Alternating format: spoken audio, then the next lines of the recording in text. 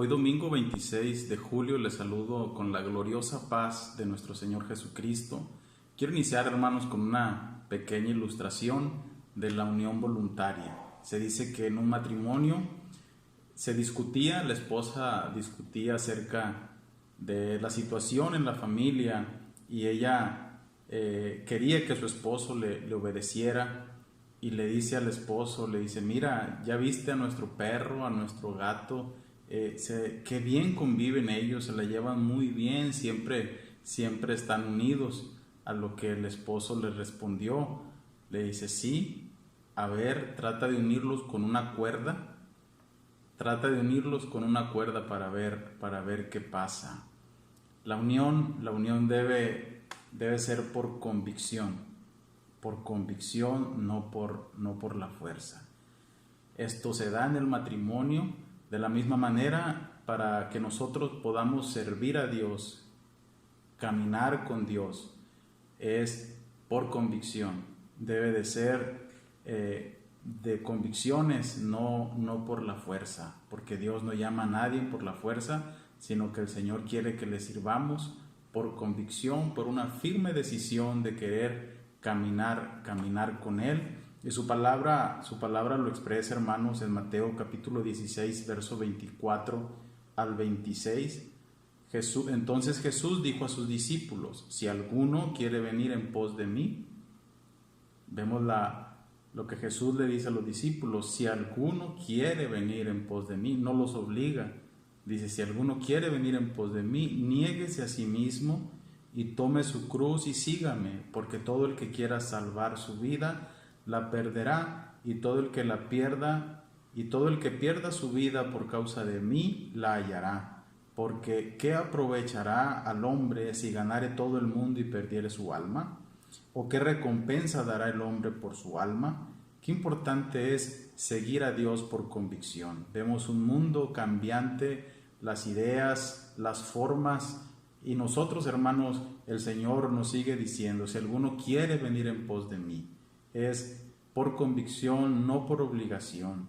Muchos están titubeando en este tiempo de crisis. La invitación es, amados hermanos, a que estemos firmes siguiendo a Dios por convicción. Si alguno quiere venir en pos de mí.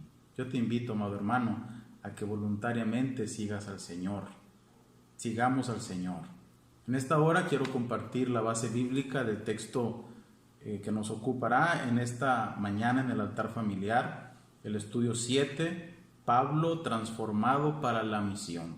Transformado para la misión. La base bíblica la encontramos en Hechos capítulo 9, verso 15. Dice la palabra del Señor: el Señor le dijo: ve, porque instrumento escogido me es este para llevar mi nombre en presencia de los gentiles y de reyes y de los hijos de Israel. Instrumento escogido me es este. Este pasaje, hermanos, tan hermoso, podemos ver cómo Dios transforma la vida de Pablo. Transforma la vida de Pablo, este hombre que era perseguidor de la iglesia. Decide viajar a Damasco porque muchos cristianos habían huido de Jerusalén después de que comenzó la persecución, después de la muerte de Esteban, buscando refugio en otras ciudades e incluso países. Y Saulo iba tras las huellas de los cristianos porque él era celoso, él era un perseguidor de los cristianos. Decide hacer este viaje a Damasco, recorrer 240 kilómetros para traer a los cristianos, no en primera clase, para traerlos encadenados hasta Jerusalén. Pero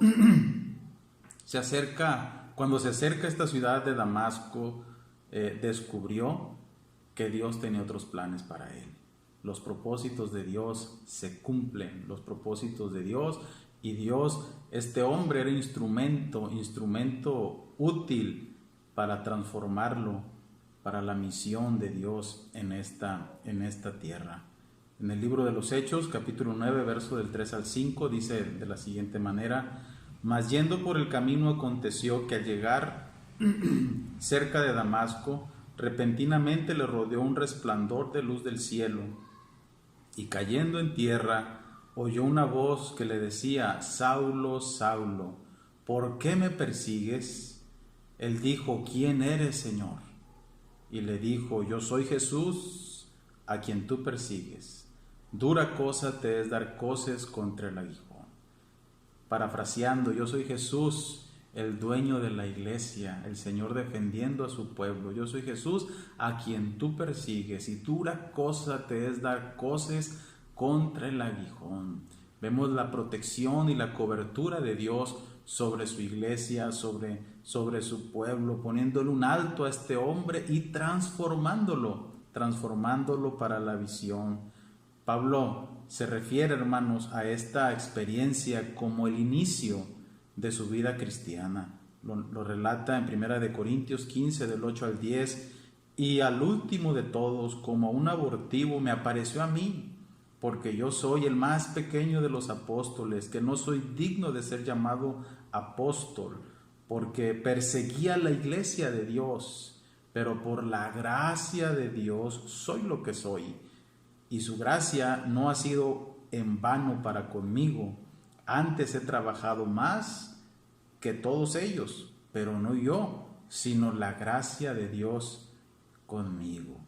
El centro de esta experiencia maravillosa que tuvo Saulo, el apóstol Pablo, el centro estaba en Jesús, el dueño de la iglesia, el dueño de la obra, para hacer este llamamiento voluntario, porque a Dios se le sirve por convicción, no por emoción. Qué tremendo es cuando las personas sirven por emoción, un día sí y otro día no, un día sí y un mes no, porque como seres humanos somos cambiantes, pero cuando hay una convicción, servimos a Dios de corazón y lo servimos todos los días servimos a nuestro Dios, porque sabemos que Él es nuestro todo. Pablo reconoció a Jesús como el Señor. Después de perseguir a la iglesia, escucha esa voz que lo derriba de su cabalgadura, cierra sus ojos y cuando por aquel resplandor de luz, cuando abre sus ojos, se dio cuenta que no podía ver. Así estuvo 3 días sin poder recobrar la vista y dice, ¿quién eres, Señor? El Señor Jesús, el Rey de Reyes y Señor de Señores, estaba ahí tratando con Pablo, con este perseguidor de la iglesia, y lo reta el Señor, le dice, dura cosa te es dar coces contra el aguijón, diciéndole en otras palabras, conmigo, Pablo, no vas a poder, porque yo soy el Señor de la iglesia. A través de este encuentro personal de Pablo con Jesús, es guiado a una nueva vida, una nueva relación con Él. Aquel hombre que iba vociferando, que iba a entrar a Damasco para atraer a los cristianos, llega a tientas, guiado por otro porque no podía ver. Era instrumento escogido, y en oración el Señor le habla a Ananías. Ananías era un discípulo de Jesús y le dice, ve, haz como se te ha mandado sin poner objeciones. Ve, porque instrumento escogido me es este. Porque Ananías le dice, Señor, si es un perseguidor de la iglesia, el Señor da la indicación, y cuando el Señor manda hay que obedecer. Se te ha mandado, ve sin poner objeciones, porque era instrumento escogido. Esto nos habla de la soberanía de Dios en su elección. Dios estaba eligiendo a un hombre perseguidor de la iglesia, a un hombre celoso, pero Dios tenía un propósito. Dios llama conforme a sus planes, conforme a su voluntad. Dice en 2 de Timoteo capítulo 2, verso del 20 al 21, pero en una casa grande no solamente hay utensilios de oro y de plata, sino también de madera y de barro. Unos son para usos honrosos y otros para usos viles. Así que si alguno se limpia de estas cosas, será instrumento para honra, santificado, útil al Señor y dispuesto para toda buena obra.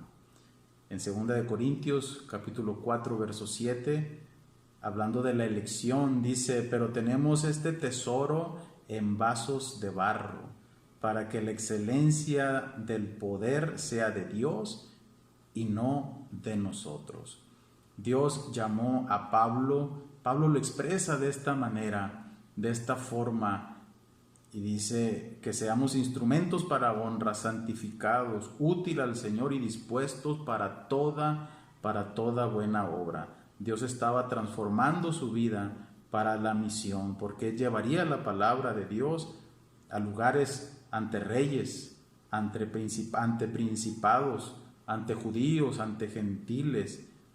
Y bueno, Dios en este llamado, dice el verso 16 de Hechos capítulo 9, porque yo le mostraré, le dice a Ananías, vas a ir a orar por él para que recobre la vista, porque yo le mostraré cuánto le es necesario padecer por mi nombre.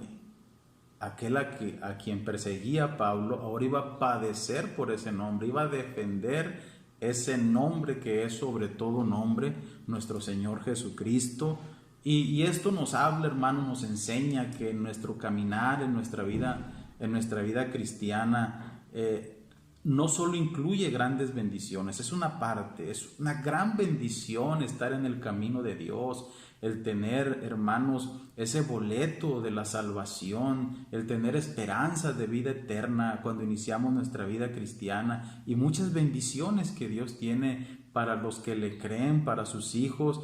Pero no solo incluye estas grandes bendiciones la vida cristiana, sino también grandes sufrimientos. Pablo sufrió por la fe. Usted puede leer ahí en 2 de Corintios capítulo 11, verso 23 al 27. Pablo estuvo preso, estuvo en la cárcel, estuvo en peligros de muerte muchas veces, muchas ocasiones. De los judíos 5 veces recibió 40 azotes menos 1, 5 veces. 3 veces fue azotado con vara, fue apedreado. En 3 ocasiones padeció naufragios. Una noche y un día estuvo naufragando en alta mar. Peligros en el desierto, peligros de ladrones, de su propia nación. Fue amenazado, de los gentiles, de falsos hermanos, sufrió desvelos, hambre, sed, frío, etcétera, etcétera. Todo esto sufrió Pablo por el Evangelio, porque yo le mostraré cuánto le es necesario padecer por mi nombre. Y no desistió Pablo, no dijo, bueno, ya con esto es suficiente, ya he sufrido bastante. No, porque él había sido transformado a través de ese encuentro con Jesús para llevar a cabo la misión que Dios tenía para su vida. Dios, hermanos, nos llama a una entrega total, no a una vida cómoda. Claro que es parte de las bendiciones de Dios, pero Dios nos llama a una entrega total. El Señor promete estar con nosotros en medio del sufrimiento. No omite el sufrimiento, pero promete estar con nosotros, y de las dificultades, dice el Señor, nos librará de esta situación. Por eso, hermanos, en este llamado que Dios hace a nuestra vida, debemos tener en cuenta que Dios nos llama con un propósito específico. Pablo era instrumento escogido. Dios lo prepara para predicar el nombre de Cristo ante gentiles, ante judíos. Y dice en Romanos 1:16, porque no me avergüenzo del Evangelio, porque es poder de Dios para salvación a todo aquel que cree, al judío primeramente y también al griego. Defendía la fe cristiana porque había sido transformado para la misión. Mi deseo, hermanos, es que el Señor bendiga sus vidas, bendiga su familia, derrame de su gracia cada día en abundancia. Que la gracia de nuestro Señor Jesucristo sea con todos vosotros. Amén.